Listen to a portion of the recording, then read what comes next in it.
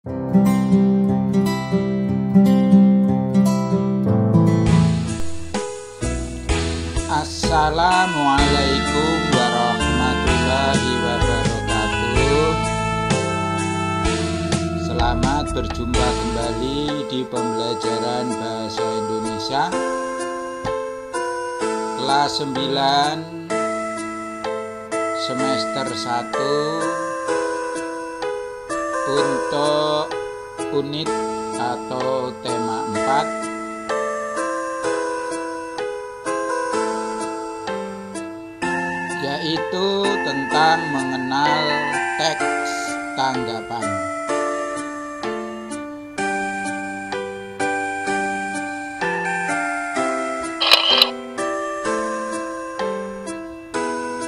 Kompetensi dasar 3.7 yaitu mengidentifikasi informasi berupa kritik, sanggahan atau pujian dari teks tanggapan, lingkungan hidup, kondisi sosial dan atau keragaman budaya dan lain-lain yang didengar atau dibaca. 38 menelaah struktur dan kebahasaan dari teks tanggapan, lingkungan hidup, kondisi sosial atau keragaman budaya berupa kritik, sanggahan atau pujian yang didengar atau dibaca. 4.7 menyimpulkan isi teks tanggapan berupa kritik, sanggahan atau pujian mengenai lingkungan hidup, kondisi sosial atau keragaman budaya yang didengar dan dibaca. Dan KD terakhir 4.8 yaitu mengungkapkan kritik, sanggahan atau pujian dalam bentuk teks tanggapan secara lisan atau tertulis dengan memperhatikan struktur dan kebahasaan.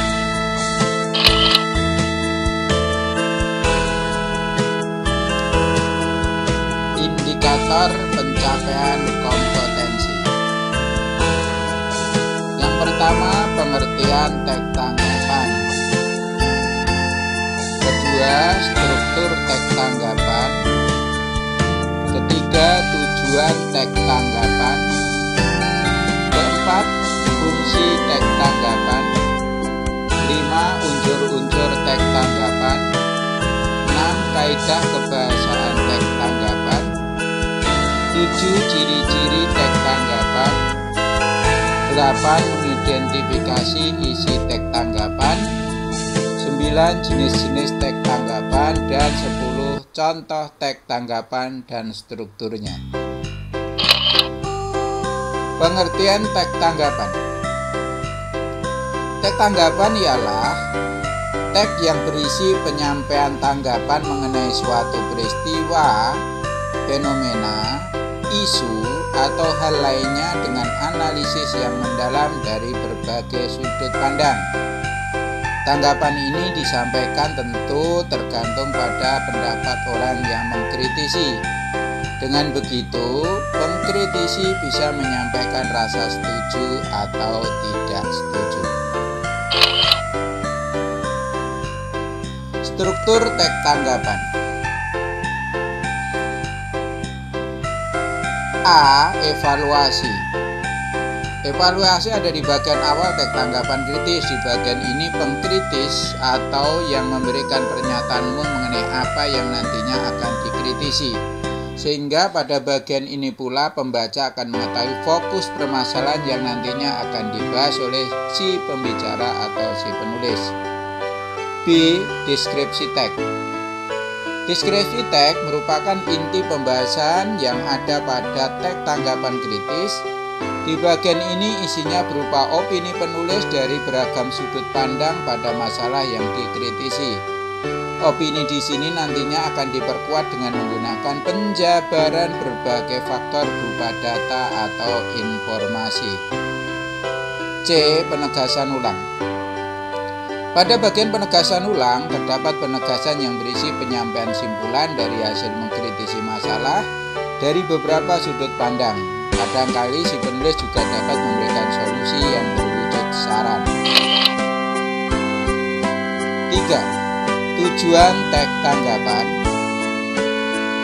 Teks tanggapan kritis memiliki tujuan yakni guna memilih salah satu pernyataan yang ada, sebab teks ini isinya berupa alasan yang mendukung atau menolak. Fungsi teks tanggapan: A. Memberikan kritik membangun yang bisa digunakan untuk membantu suatu hal agar dapat diselesaikan atau menjadi lebih baik. B. Mengapresiasi sebuah karya maupun hal yang dikerjakan oleh seseorang secara detail dan sejelas mungkin. C. Memberikan saran kepada sebuah hal atau persoalan lewat cara yang terarah, sistematis dan terbaik sehingga pujian atau kritikan tidak terasa semu serta bisa dipertanggungjawabkan atau objektif. Dan fungsi yang keempat, sarana atau wahana dari hal yang ditanggapi supaya sesama pemuji atau pengkritik bisa berdialog dengan lebih baik lewat konteks, deskripsi serta penilaian yang diberikan oleh teks tanggapan.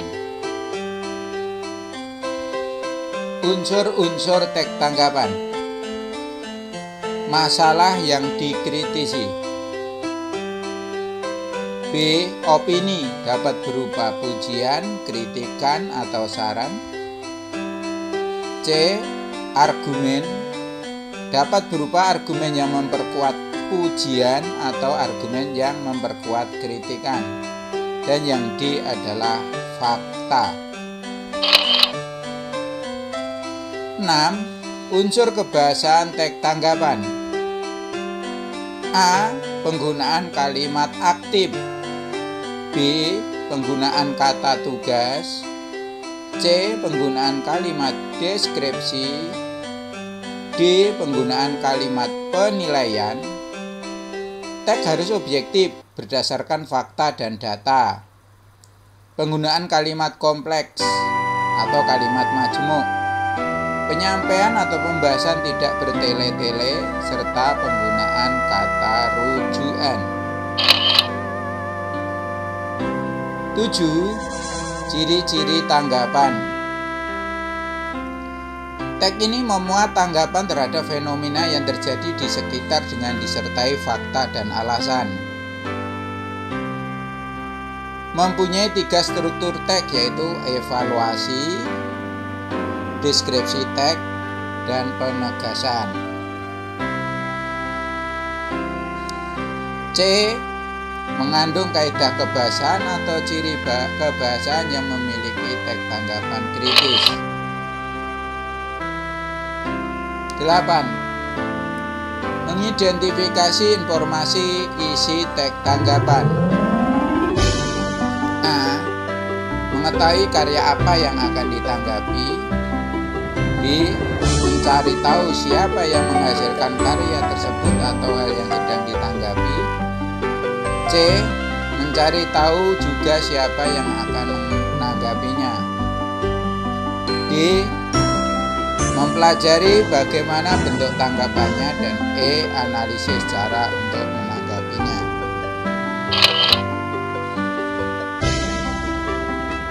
9. Mengidentifikasi informasi isi teks tanggapan. A. Model tanggapan kritik, yaitu model tanggapan kritik ini merupakan model teks tanggapan yang isinya menelaah dengan teliti secara hati-hati serta bijaksana, sehingga kesalahan sekecil apapun bisa terlihat dan kemudian bisa ditanggapi. Kerap kali cara seperti ini tidak cocok untuk dipakai sebab bersifat pesimistis, terlalu melihat pada sisi buruknya. Tetapi pada beberapa kesempatan justru tanggapan model ini lebih baik apabila dibandingkan pujian yang semu. B. Model teks tanggapan pujian.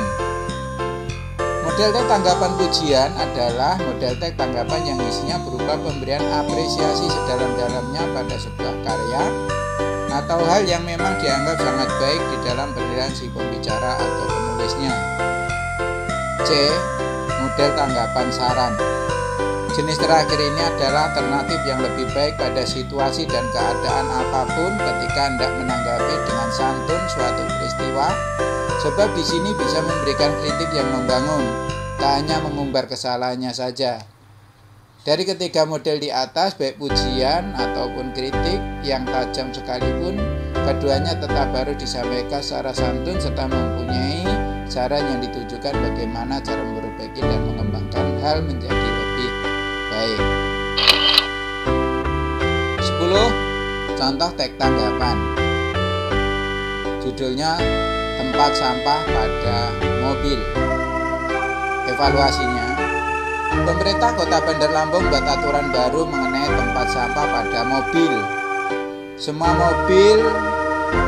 pemilik mobil diharuskan letakkan tempat sampah di mobilnya.